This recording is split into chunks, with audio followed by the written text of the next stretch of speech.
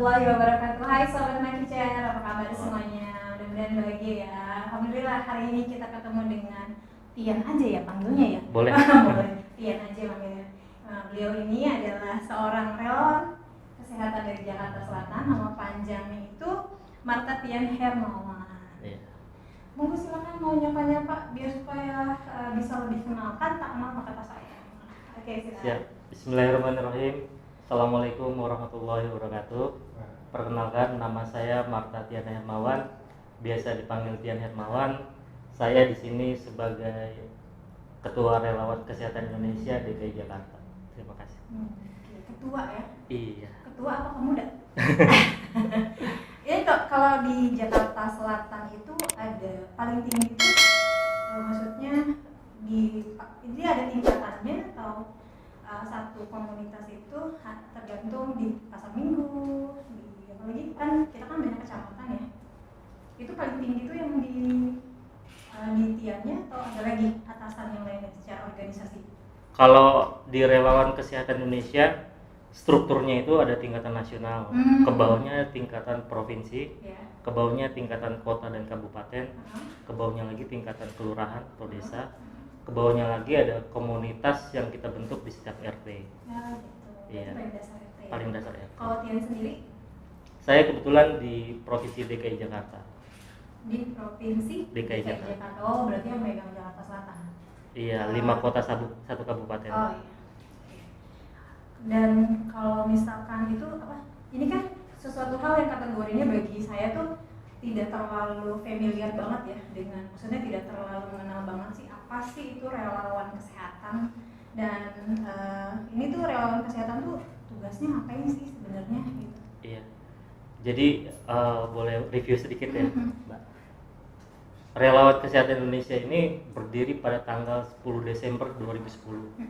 Jadi pada saat itu kita berdiskusi, ternyata banyak warga negara Indonesia yang mengalami kendala dalam mengakses hak kesehatannya. Contohnya dia terkendala dalam pelayanan kesehatan di rumah sakit maupun di tingkatan jaminan sosial yang sudah diamanahkan oleh undang-undang. Nah, pada saat itu kemana sih warga ini harus mengadu? Apakah langsung ke pemerintah atau langsung ke LBH gitu. Ternyata pada saat itu kami menganalisa masih sedikit atau belum ada organisasi yang tugasnya mengadvokasi atau mendampingi masyarakat dalam mengakses hak kesehatannya. Seperti itu. Maka dan beberapa pendiri juga merupakan warga yang punya pengalaman lah terkendala di rumah sakit. Akhirnya kami berdiskusi dan bersepakat bermusyawarah untuk mendirikan organisasi yang bernama Relawan Kesehatan Indonesia. Bentuknya ormas. Seperti itu. Kita bergerak di bidang kesehatan, namun kita bukan organisasi profesi kesehatan seperti Ikatan Dokter Indonesia, Ikatan Bidan, Ikatan Perawat, tapi kami adalah masyarakat yang punya kesadaran untuk bisa mengakses hak kesehatan, karena hak kesehatan ini adalah hak yang paling fundamental yang harus dipenuhi oleh negara melalui pemerintah, seperti itu. Secara legalitas? Legalitas alhamdulillah kita sudah terdaftar di Menkumham, di beberapa kota juga sudah terdaftar. Nah, jadi teman-teman kalau misalkan ada kendala terkait masalah mereka punya apa namanya masalah di kesehatan itu bisa langsung ke relawannya ya? Bisa langsung. Kalau dari Tian sendiri sejak kapan jadi seorang relawan? Kebetulan saya salah satu pendirinya juga. Di 2011. Oh, ini panjang. Jadi tugas relawan kesehatan yang secara day to day-nya ada dua sih, Mbak. Yang pertama, kami mengadvokasi warga. Tentunya ketika ada warga yang laporan kami. Yang kedua, kami melakukan sosialisasi ke tingkatan warga, menyadarkan bahwa mereka punya hak kesehatan. Mereka bayar pajak, beli kopi, beli gula, beli bensin, beli rokok, itu kan ada resapan pajak dari pemerintah, di mana tugas pemerintah adalah mengelaborasi pajak tersebut untuk menjadi jaminan sosial. Nah, implementasinya di rumah sakit maupun di tingkatan jaminan sosial pasti ada kendala-kendalanya. Makanya kami berusaha untuk mengadvokasi warga agar amanah yang ada di Undang-Undang Dasar 1945 ini bisa terpenuhi. Seperti itu. Ini benar-benar manfaat banget loh kalau misalkan, karena saya pribadi almarhumah ibu saya tuh beliau itu sakit juga kan berapa tahun gitu di rumah sakit, dan memang kalau dulu kan belum paham dengan relawan-relawan. Jadi kalau menurut saya nanti bakalan ada deskripsi terkait dengan gimana caranya supaya teman-teman menghubungi dari relawan ini, teman-teman relawan ini, supaya mempermudah mereka ketika ada masalah gitu mungkin ya. Nanti Tian bisa kasih informasi, nanti kita ada di deskripsinya Kicat, supaya teman-teman bisa manfaat gitu loh. Dan dari pembicaraan kita ini benar-benar bisa membuka wawasan teman-teman, karena semua bisa mudah ketika mereka sakit. Itu nggak harus ribet-ribet ngurusin administrasinya, karena kan itu nomor satu sebelum masuk rumah sakit kan. Kalau dari Tian sendiri, apa sih yang makanya jadi seorang relawan? Kan nggak digaji ya? Digaji nggak? Enggak. Kita nggak ada gaji, nggak ada insentif, nggak ada pendanaan apapun, nggak ada operasional apapun. Jadi kami mempunyai konsep kolektivitas. Karena di setiap struktur kita kan ada KPW, KPN, nah K-nya itu kolektivitas. Jadi misalnya siapa yang pada saat itu punya waktu, punya dana, ya itulah yang menjadi alat juang kami untuk membantu masyarakat seperti itu. Dan ketika warga yang kami bantu advokasi yang selesai, itu kita tidak diperbolehkan untuk meminta dan menerima apapun pemberian dari warga yang kami bantu. Tapi yang kita inginkan setelah selesai kami advokasi, kita sosialisasi di tempatnya agar case atau kasus si warga ini bisa tersosialisasikan di lingkungannya dan akhirnya jadi sebuah pembelajaran dan akhirnya menjadi sebuah kesadaran masyarakat bahwa hak kesehatan itu bisa diakses gitu. Karena perspektif warga DKI masih ada, kalau sakit ke rumah sakit takut bayar, takut apa. Nah inilah stigma yang harus kita sosialisasikan, kita edukasikan gitu. Terutama orang awam, terutama orang awam yang mereka tuh apalagi orang dulu tuh, karena saya kelahiran asli Betawi yang total dan awam itu, kalau ke rumah sakit tuh rata-rata mereka nggak mau karena jelimet di awal administrasi kan, padahal kan ada kemudahan-kemudahan sebenarnya. Kalau misalkan boleh tahu caranya gimana sih supaya kemudahan-kemudahan itu didapat sama orang awam gitu?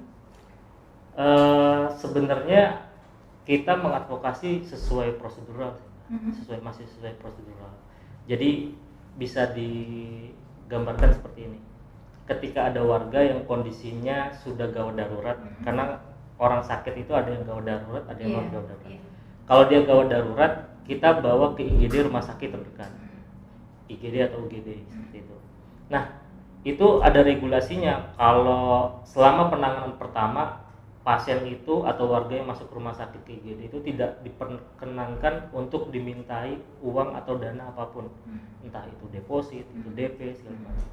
Sampai dia selesai observasi medis dan dinyatakan apakah ini rawat jalan atau rawat inap, baru ditanyakan ini mau pakai jaminan atau mau bayar umum, seperti itu.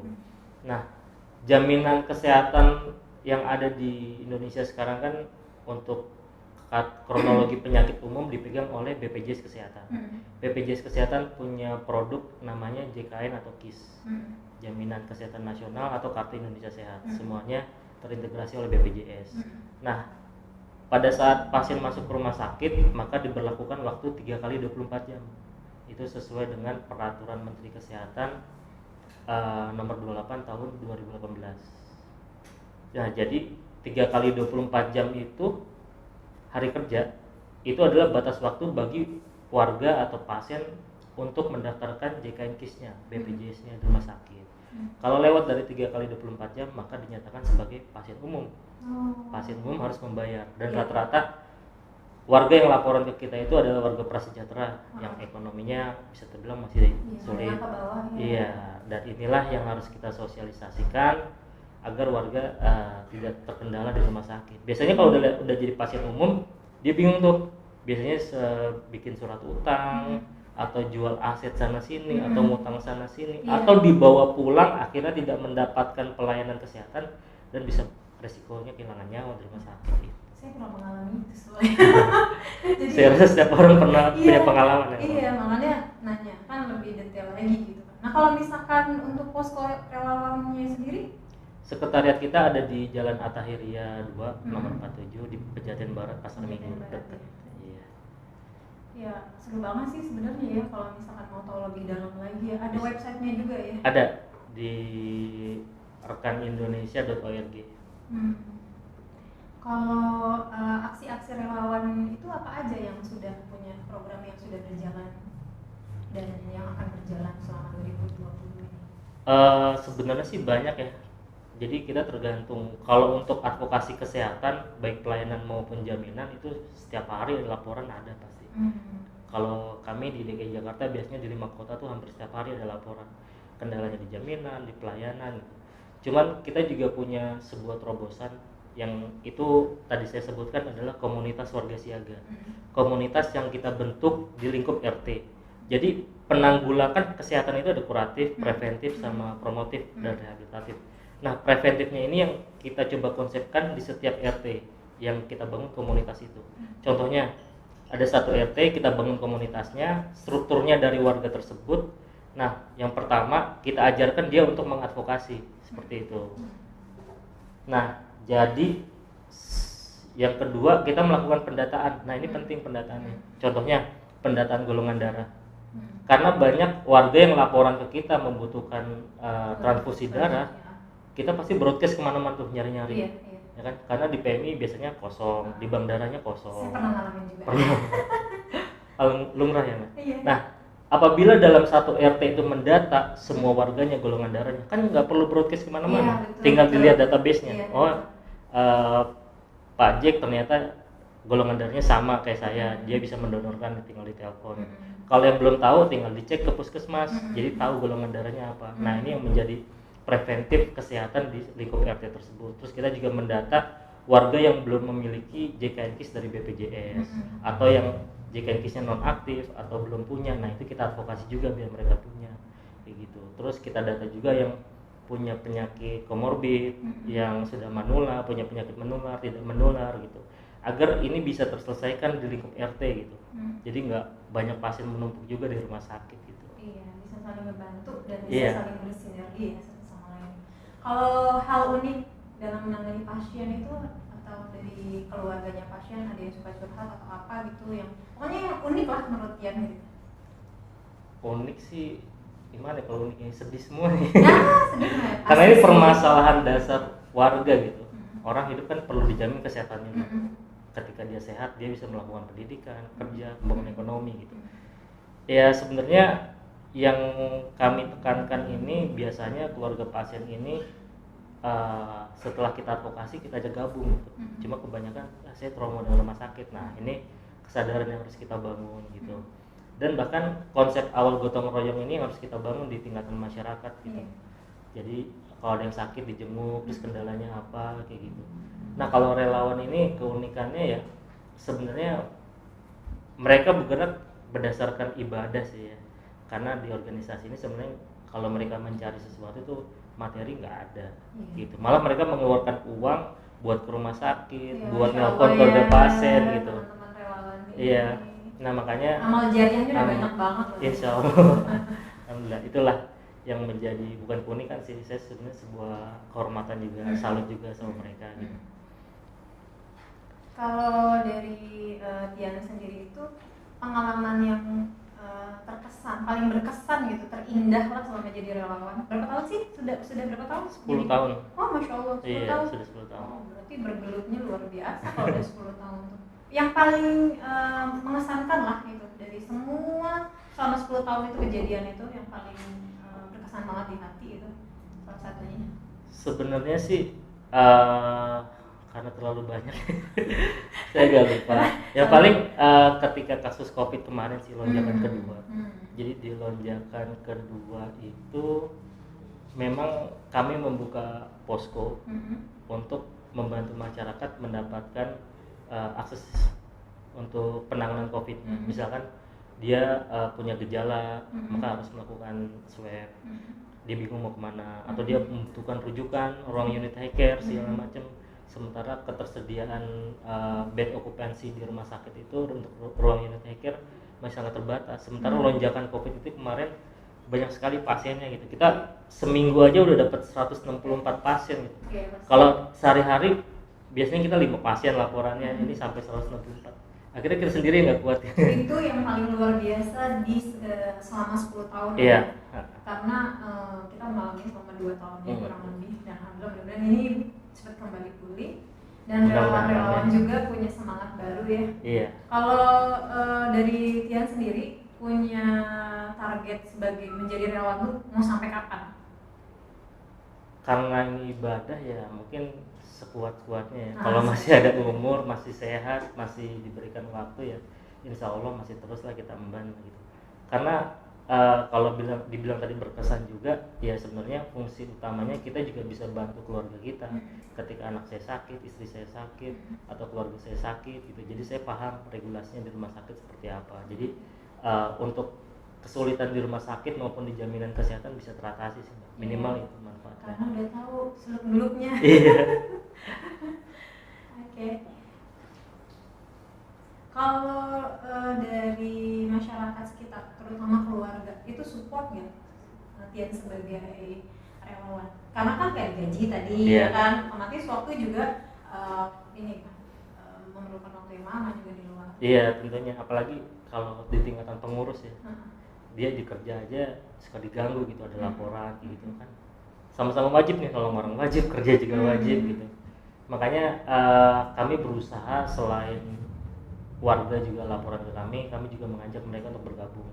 Karena semakin banyaknya warga yang bergabung, kolektivitas kita makin kuat. Jadi apapun permasalahannya bisa selesai dengan kolektifnya itu. Gitu. Kalau pasiennya banyak, relawannya sedikit ya kita juga bingung juga gitu. Nah untuk mengatasi itu ya teman-teman kan juga ada yang bekerja di manufaktur, di pabrik, ada yang ojek online, ada ibu-ibu PKK, ibu-ibu dasar wisma kayak gitu.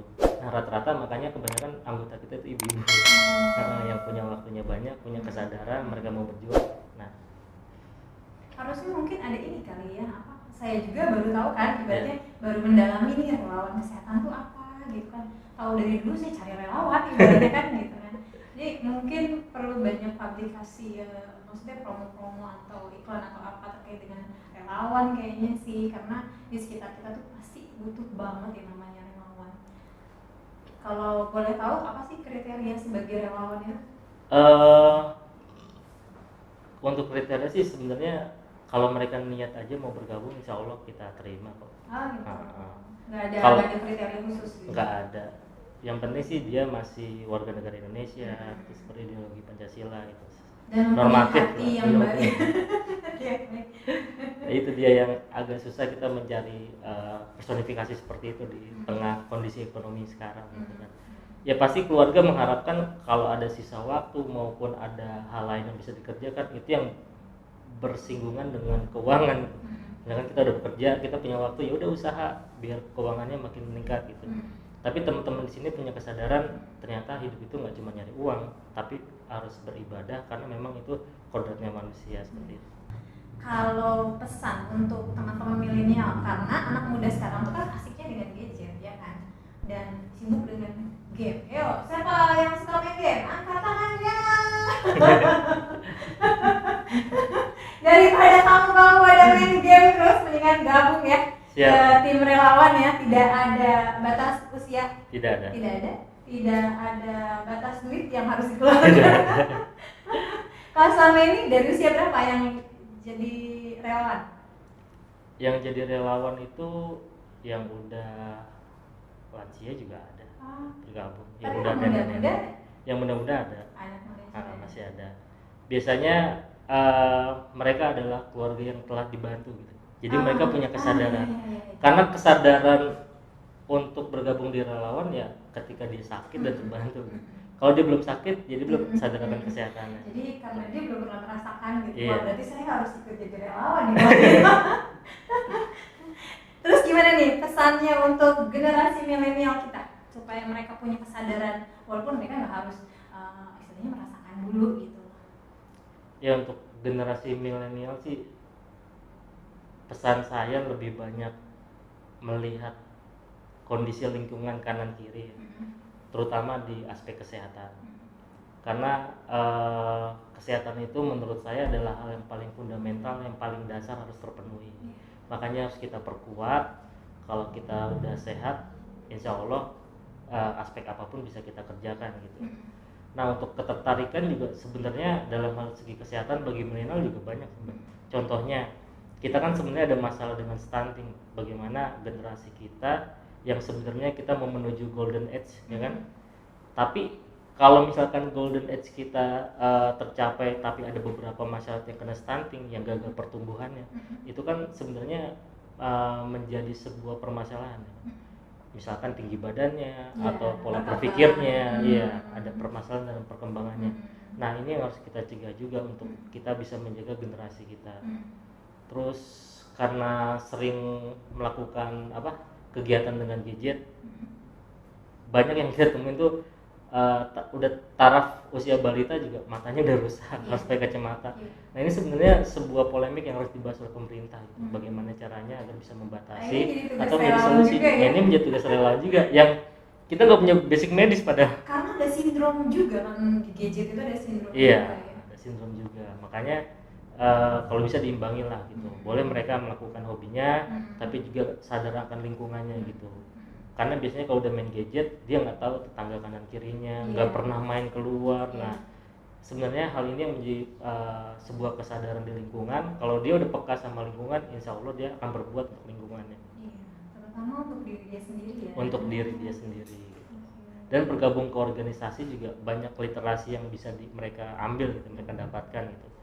Karena kan pengalaman di organisasi dengan dia nongkrong di luar tuh beda. Di organisasi diajarkan caranya mengadvokasi, bersosialisasi, membuat program, menjalankan program, bagaimana membantu masyarakat, berdampingan dengan pemerintah, seperti itu. Kalau pesan untuk Sobat Makicer kira-kira apa nih? Untuk Sobat Makicer yang pertama sih harus sadar tentang preventif kesehatan, Mbak. Karena kalau udah preventif kesehatan, penyakit menular dan non menular itu akan tingkatnya akan rendah, seperti itu. Yang kedua,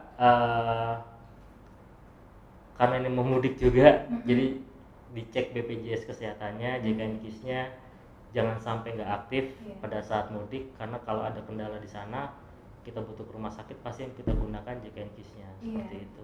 Jadi itu bisa nasional. Jadi perlunya jaminan kesehatan, kita tahu hak kita bisa mengakses.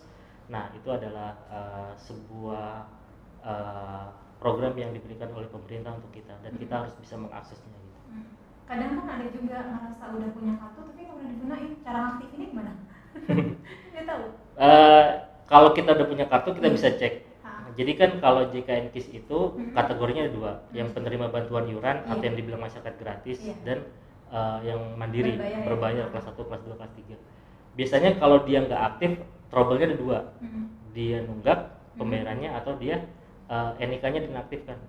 Karena Kementerian Sosial di tahun kemarin ada 9,7 peserta JKN KIS yang dinonaktifkan.